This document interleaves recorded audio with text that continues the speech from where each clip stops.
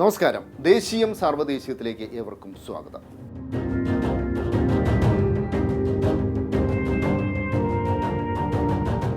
ജമ്മു കാശ്മീരിൽ ഭീകരാക്രമണത്തിൽ 28 നിരപരാധികൾ കൊല്ലപ്പെട്ടു.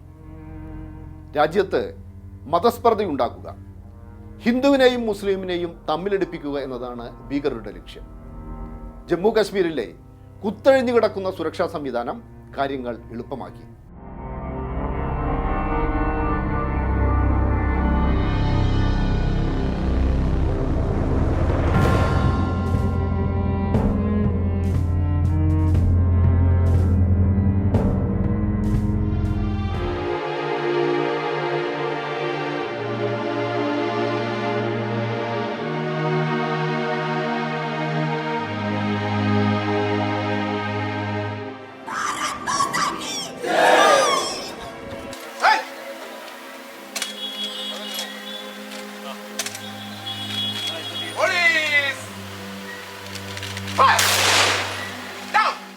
മാനുഷിക മൂല്യങ്ങൾക്ക് ജാതിയോ മതമോ ദേശമോ ഭാഷയോ ഒന്നുമില്ല.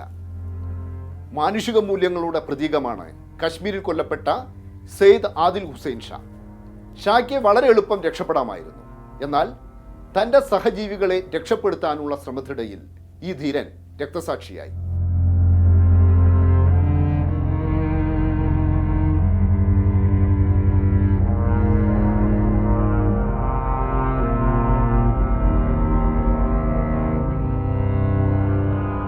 മതവെറി പൂണ്ട് യുക്തിയും മനുഷ്യത്വവും നഷ്ടപ്പെടുമ്പോൾ മനസ്സുകളിൽ മുളച്ചു പൊന്തുന്നതാണ് ഭീകരവാദം. മിക്കപ്പോഴും ഇരകളാവുന്നത് നിരപരാധികളാണ്.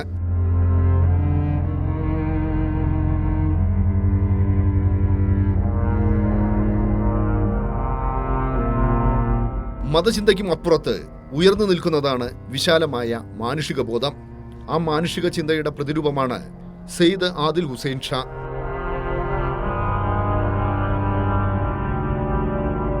സെയ്ദ് ആദിൽ ഹുസൈൻ ഷാ പഹൽഗാമിലെ പോണിക്കാരൻ അഥവാ കുതിരസവാരി നടത്തിപ്പുകാരൻ. ഭീകരർ സഞ്ചാരികളെയും സെയ്ദ് ആദിലിനെയും പിടികൂടി. ആദിൽ മുസ്ലിമാണെന്നറിഞ്ഞപ്പോൾ ഒഴിവാക്കി. പക്ഷേ ഓടി രക്ഷപ്പെടാൻ ആദിൽ ശ്രമിച്ചില്ല. തന്നാലാകും വിധം ചെറുത്തുനിന്നു. ഒരു ഭീകരരിൽ നിന്ന് തോക്ക് പിടിച്ചു വാങ്ങി. ഭീകരരെ വെടിവെച്ചു കൊല്ലാൻ ശ്രമിച്ചു. സംഘർഷങ്ങൾക്കിടയിൽ ഭീകരർ ആദിലിനെ കൊലപ്പെടുത്തി. ഭീകരർ അഴിഞ്ഞാടിയപ്പോൾ രക്ഷാപ്രവർത്തനങ്ങൾക്കായി ഓടിയെത്തിയത് പോലീസോ സൈന്യമോ ആയിരുന്നില്ല, തദ്ദേശീയരായിരുന്നു. ഭീകരാക്രമണത്തിന് ശേഷം പഹൽഗാമിൽ കുടുങ്ങിയ വിനോദസഞ്ചാരികൾക്ക് സംരക്ഷണമൊരുക്കിയത് തദ്ദേശീയരാണ്.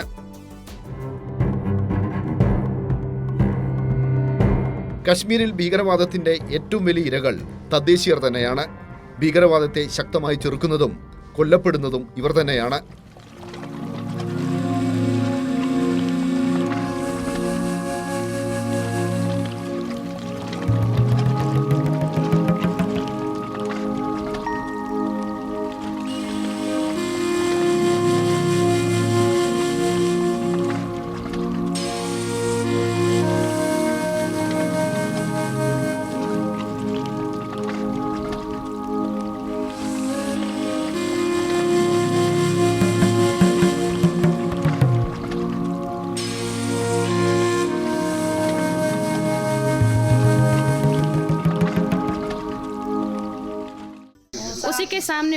उसी के सामने उन्हें पकड़ लिया। बच्ची ने कहा, पापा ने मुझे इतना ही कहा, बोला बेटा बैठो आप यहीं पर। उनकी तमन्ना थी, वो उनको बोलते थे मैं पढ़ाऊंगा इनको, पढ़ा के क्या करूंगा, और कुछ नहीं, टीचर नहीं, और कोई बोला आर्मी अफसर बननी चाहिए ये मेरी लड़कियां। उनका शौक यही था और कुछ शौक नहीं। वो बोलता इनको इज्जत बहुत होती है, ऐसी इज्जत मेरी लड़कियों को भी होनी चाहिए।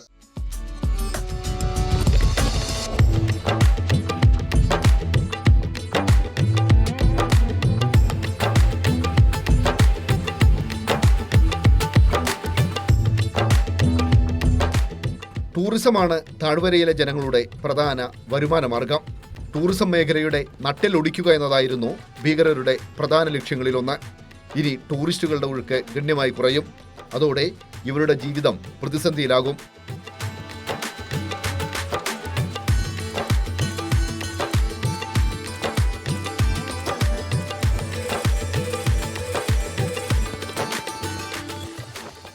ജമ്മു കശ്മീരിൻ്റെ പ്രത്യേക അവകാശം പിൻവലിച്ചു.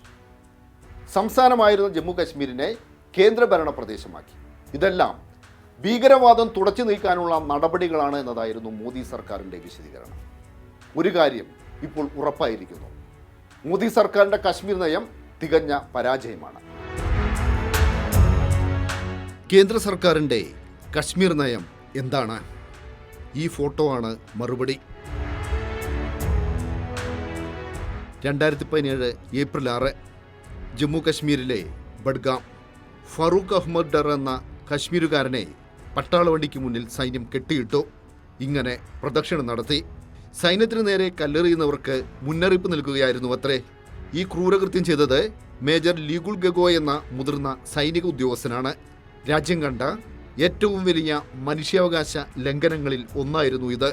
എന്നാൽ മേജർ ലിഗുൾ ഗഗോയ്ക്കെതിരെ നടപടിയെടുക്കുകയല്ല, സൈന്യം ലിഗുൾ ഗഗോയെ ആദരിക്കുകയാണ് ചെയ്തത്. കശ്മീർ ജനതയെ ഒപ്പം നിർത്താനല്ല, ശത്രുപക്ഷത്തിൽ പ്രതിഷ്ഠിച്ച് രാജ്യത്ത് മുസ്ലിം വിരുദ്ധ വികാരം ആളിക്കത്തിക്കാനാണ് മോദി സർക്കാർ ശ്രമിച്ചത്. ഇതാകട്ടെ കശ്മീരിലെ ഒരു വിഭാഗം ചെറുപ്പക്കാരെ അക്രമാസക്തരാക്കി. പ്രതിഷേധങ്ങളെ പെല്ലറ്റ് കൊണ്ടാണ് സൈന്യം നേരിട്ടത്. ഒരു അക്രമവും നടത്താത്ത കുട്ടികൾക്ക് പോലും പരിക്കേറ്റു.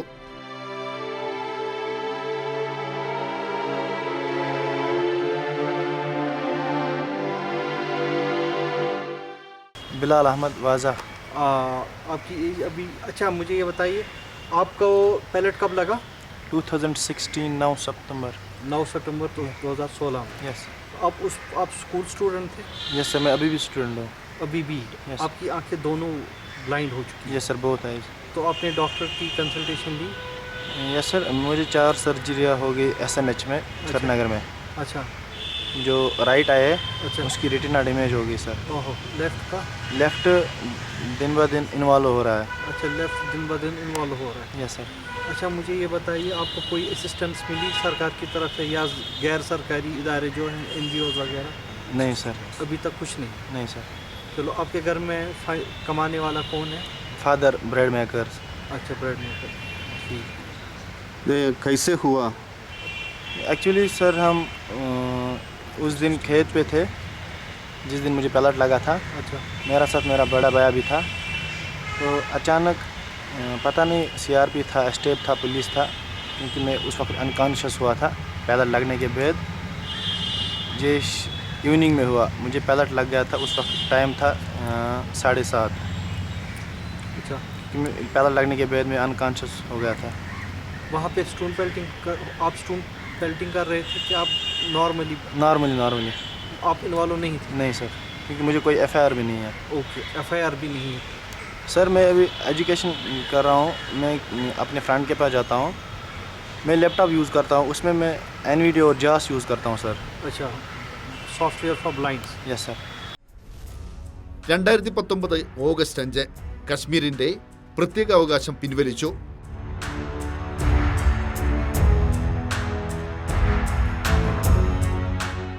കശ്മീർ ഒരു തുറന്ന ജയിലായി മാറി.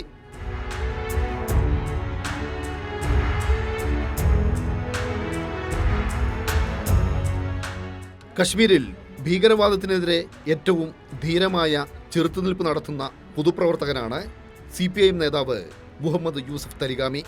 9 തവണയാണ് ഭീകരരുടെ വധശ്രമത്തിൽ നിന്ന് ഈ നേതാവ് രക്ഷപ്പെട്ടത്. എന്നാൽ പ്രത്യേക അവകാശം പിൻവലിച്ചതിന് പിന്നാലെ മോദി സർക്കാർ തരിഗാമിയെ വീട്ടുതടങ്കലിലാക്കി. സുപ്രീം കോടതി ഇടപെട്ടതിനെ തുടർന്നാണ് അന്നത്തെ CPIM ജനറൽ സെക്രട്ടറി സീതാറാം യെച്ചൂരിക്ക് തരിഗാമിയെ നേരിട്ട് കാണാനായത്.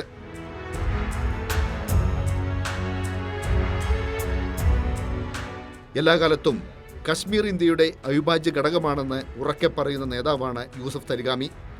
എന്നാൽ തരിഗാമിയെ തെരഞ്ഞെടുപ്പിൽ തോൽപ്പിക്കാനായി BJP ജമാഅത്തെ ഇസ്ലാമിയുമായി കൈകോർത്തു. പക്ഷേ തരിഗാമി വൻ വിജയം നേടി.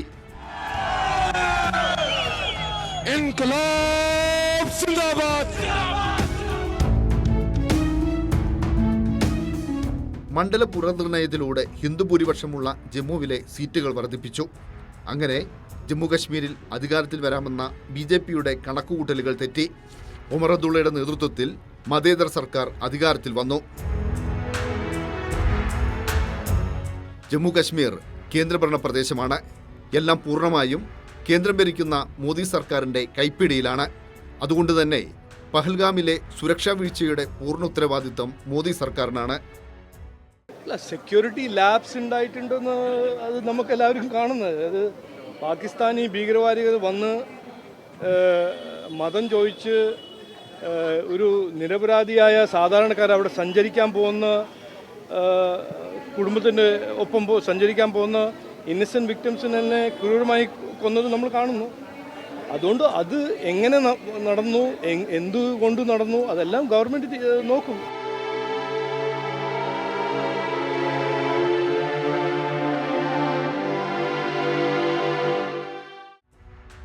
രാജ്യത്ത് നിന്ന് ഭീകരവാദം തുടച്ചു നീക്കും എന്ന് അവകാശപ്പെട്ടുകൊണ്ടാണ് മോദി സർക്കാർ 2014 അധികാരത്തിൽ വന്നത്.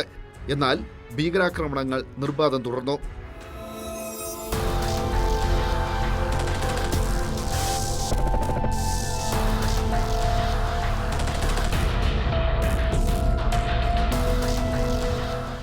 പുൽവാമയിൽ സൈനികർക്ക് നേരെ എങ്ങനെ ഭീകരാക്രമണം ഉണ്ടായി? ഉത്തരം കിട്ടാത്ത നിരവധി ചോദ്യങ്ങളുണ്ട്.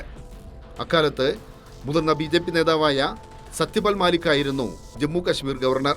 ചുമതല ഒഴിഞ്ഞ ശേഷം 2023 ഏപ്രിലിൽ Satyapal Malik the Wire news വെബ്സൈറ്റിന് നൽകിയ അഭിമുഖത്തിൽ ഒരു നിർണായക വെളിപ്പെടുത്തൽ നടത്തി. CRPF വാഹനവ്യൂഹത്തെ ആക്രമിക്കാൻ വേണ്ടി 300 കിലോയോളം RDX പാകിസ്ഥാനിൽ നിന്ന് കാറിലെത്തിയെന്നും 15 ദിവസത്തോളം ആ വാഹനം കശ്മീരിൽ ആരാലും കണ്ടെത്തപ്പെടാതെ ചുറ്റിക്കറങ്ങിയെന്നും പറഞ്ഞാൽ അത് മൊത്തം സംവിധാനത്തിന്റെ പരാജയമാണ്. ഭീകരർ വൻ അക്രമം നടത്താൻ പദ്ധതി തയ്യാറാക്കുന്നതായി രഹസ്യാന്വേഷണ വിഭാഗം മുന്നറിയിപ്പ് നൽകിയിരുന്നു. എന്നിട്ടും അക്രമം തടയാനായില്ല. പ്രധാനമന്ത്രി ഫോണിൽ ബന്ധപ്പെട്ടു. സുരക്ഷാ വീഴ്ച ആരോടും പറയരുത് എന്ന് നിർദ്ദേശിച്ചു.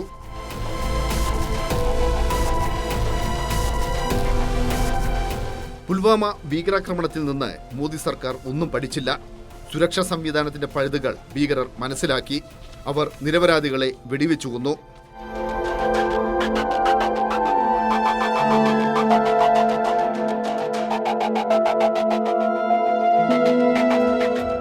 പഹൽഗാം കശ്മീരിലെ ഏറ്റവും തിരക്കേറിയ വിനോദസഞ്ചാര കേന്ദ്രമാണ്. ഇവിടെ ഭീകരാക്രമണം നടത്താനുള്ള ഭീകര സംഘടനകളുടെ പദ്ധതി എന്തുകൊണ്ടാണ് രഹസ്യാന്വേഷണ വിഭാഗത്തിന് മുൻകൂട്ടി അറിയാനാവാതിരുന്നത്? പഹൽഗാമിൽ എന്തുകൊണ്ട് ആവശ്യത്തിന് പോലീസോ സൈന്യമോ ഉണ്ടായില്ല? സൈന്യത്തിൽ ആൾക്ഷാമം രൂക്ഷമാണ്. ഒഴിഞ്ഞുകിടക്കുന്നത് 1,84,000 തസ്തികകൾ.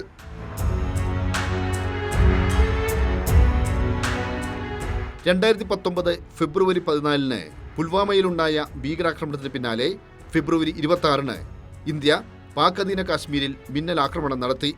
100-ലേറെ ഭീകരർ കൊല്ലപ്പെട്ടതായി അക്കാലത്ത് കേന്ദ്ര സർക്കാർ വൃത്തങ്ങളും സംഘപരിവാറും ആസൂത്രിതമായി പ്രചരിപ്പിച്ചു.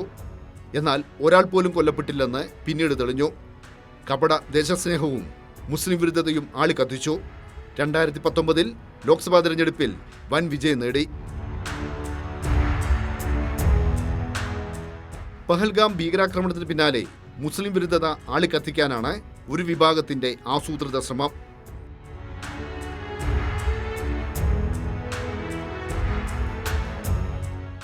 മതവുമായി ഭീകരപ്രവർത്തനത്തിനൊരു ബന്ധവുമില്ല. ഭീകരപ്രവർത്തകർ ഭീകരവാദികളാണ്. എല്ലാ മതങ്ങളുടെയും മൂല്യങ്ങളെ നിരസിക്കുന്നവരാണ്. ആ നിലയിൽ ഇതിനെ കാണണം എന്നുള്ളതാണ് ജമ്മു കാശ്മീരിലെ ഇത് അതിദാരുണമായ സംഭവത്തിൻ്റെ ഉണ്ടായ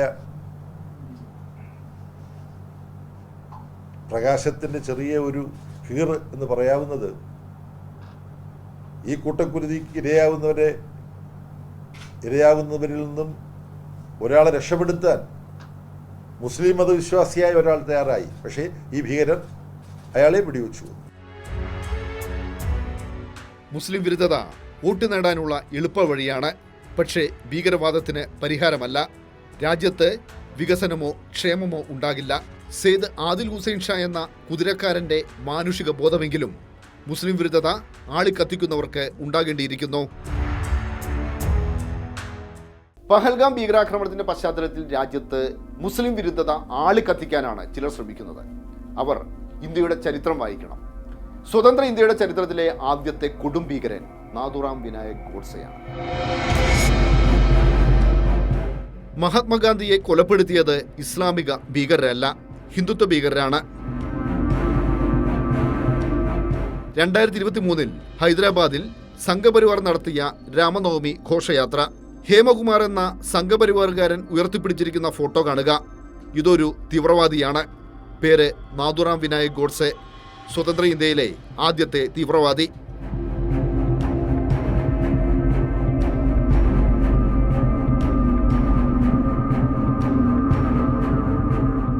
പ്രധാനമന്ത്രിമാരായിരുന്ന ഇന്ദിരാഗാന്ധിയെയും രാജീവ് ഗാന്ധിയെയും കൊലപ്പെടുത്തിയവർ ഇസ്ലാമിക ഭീകരരല്ല.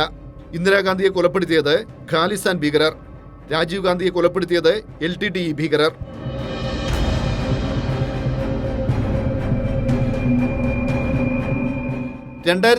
സെപ്റ്റംബർ 29 മഹാരാഷ്ട്രയിലെ മലേഗാവിൽ ഭീകരാക്രമണം നടന്നു. മുസ്ലിം ന്യൂനപക്ഷങ്ങളെ കൊലപ്പെടുത്തുക എന്നതായിരുന്നു ലക്ഷ്യം. കൊല്ലപ്പെട്ടത് 7 പേർ, 80 പേർക്ക് പരിക്കുപറ്റി. കേസിലെ മുഖ്യപ്രതി ഹിന്ദുത്വ തീവ്രവാദി പ്രജ്ഞാ സിംഗ് ഠാക്കൂർ. ഈ തീവ്രവാദിയെ ലോക്സഭാംഗമാക്കിയ പാർട്ടിയുടെ പേര് BJP.